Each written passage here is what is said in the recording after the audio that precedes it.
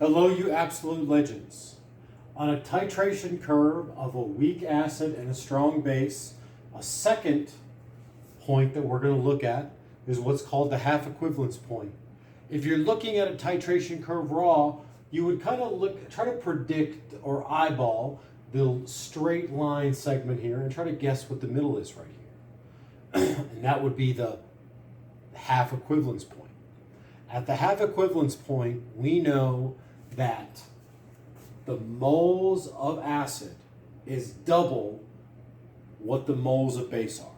So we say there's half amount of moles of base, so it's the half equivalence point. At the half equivalence point, this atomic vision picture shows that half of the acid has reacted with the base, and the other half of the acid remains unreacted with the base. If this half has, whatever the moles of base, the moles of acid you started with, half of it has reacted, half of it hasn't reacted. So these values here are going to be very similar, if not identical to each other. At the half equivalence point, we use the Henderson-Hasselbalch equation because the math works out very nicely and logically.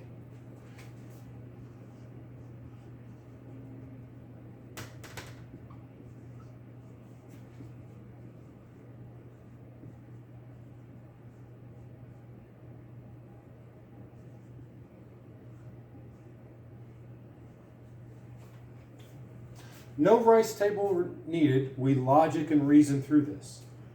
Half of the acid has reacted and the other half isn't.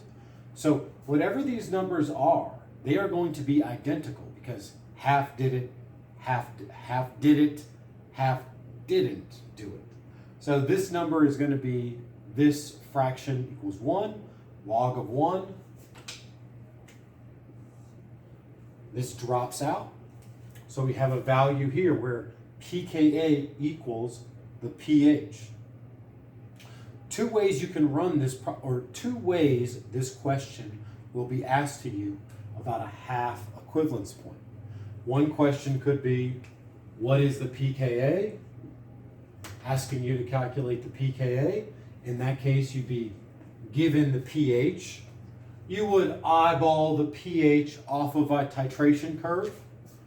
You know, just look up and say, okay, that's the pH value right there, whatever's on the y-axis. The other way this question would be asked is kind of a flip-flop. Here's the pKa of a known acid. What should the pH be? And this question could be asked in an idea of like kind of a theoretical, like a planning situation here. So if you're given the pKa, for example, the Ka for acetic acid is a known number. It's a small number.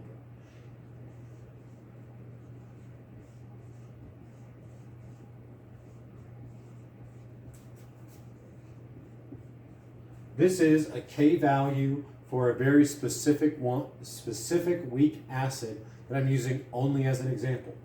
This is a number I know. I can punch this into my calculator and solve for the pH. The vice versa way.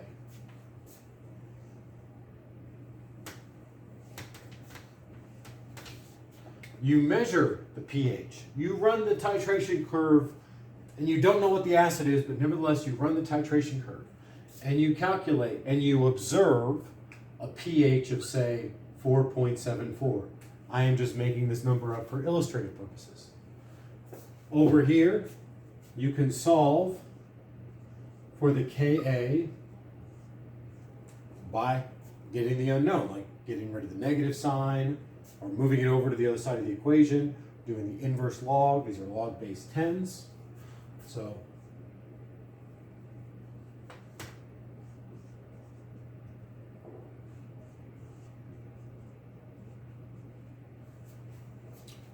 that is how you isolate that and solve for the Ka value. And the Ka value is a known physical constant about an acid.